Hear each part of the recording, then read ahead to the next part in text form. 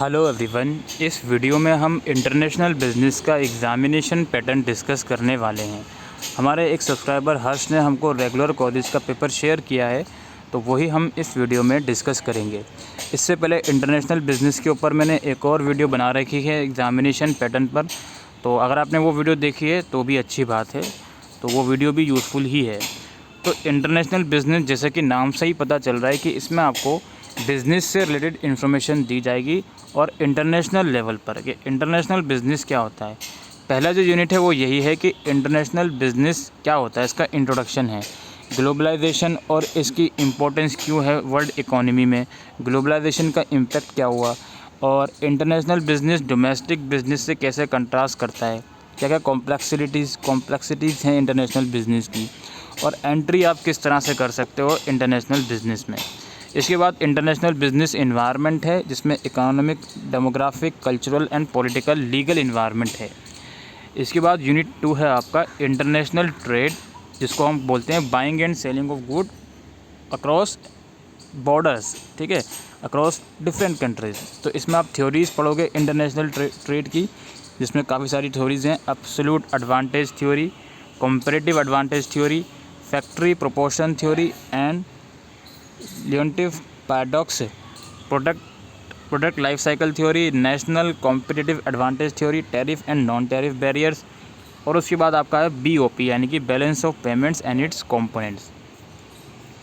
Unit 3 आपका है regional economic integration, जिसमें आप पढ़ोगे form of regional integration efforts among countries in Europe, North America and Asia, European Union, NAFTA and SAARC। इसके बाद है इंटरनेशनल इकोनॉमिक ऑर्गेनाइजेशन, जिसमें आपका WTO यानी कि world trade organisation, world bank और IMF international monetary fund. Unit 4 आपका है इंटरनेशनल फाइनेंशियल इन्वायरमेंट से रिलेटेड, जिसमें आप फॉरेन एक्सचेंज मार्केट्स के बारे में पढ़ोगे, इसके पार्टिसिपेशन और फंक्शनिंग क्या क्या हैं, spot and forward rate quotation क्या होता है, डायरेक्ट और इनडायरेक्ट कोट्स क्या होता है, आर्बिट्रेज हेजिंग क्या होता है और स्पेकुलेशन क्या होता है, फॉरेन एक्सचेंज रिस्क और एक्सपोजर।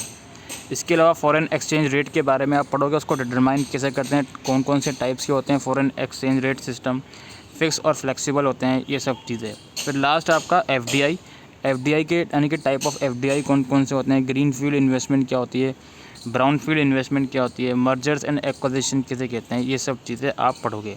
फिर आपका कॉन्टेम्प्रेरी इशूज़ इन इंटरनेशनल बिजनेस में इशूज़ कौन कौन से हैं वो आप इसमें पढ़ोगे। तो ये ब्रीफ सिलेबस है। अब हम इसका क्वेश्चन पेपर डिस्कस कर लेते हैं जो रेगुलर वाले बच्चों का एग्ज़ाम हुआ है।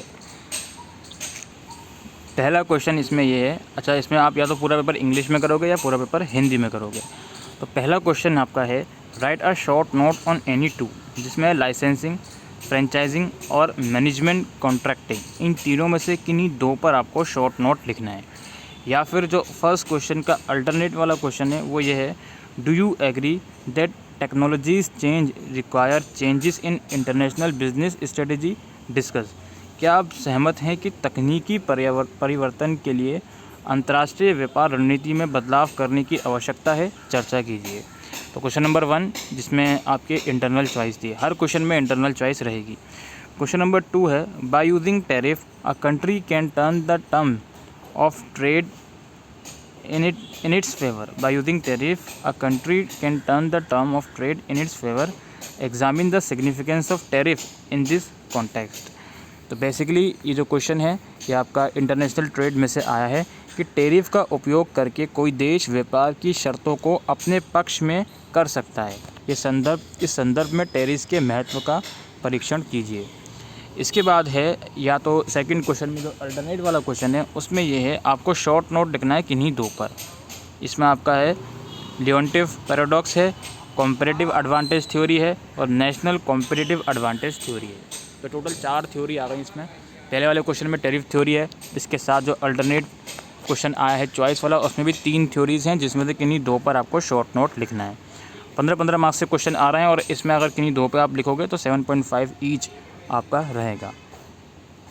क्वेश्चन नंबर 3 है, आपको ऑब्जेक्टिव बताने हैं। Explain the objective, membership and organisational structure under world bank. विश्व बैंक के अंतर्गत उद्देश्य, सदस्यता और संगठनात्मक संरचना की व्याख्या कीजिए।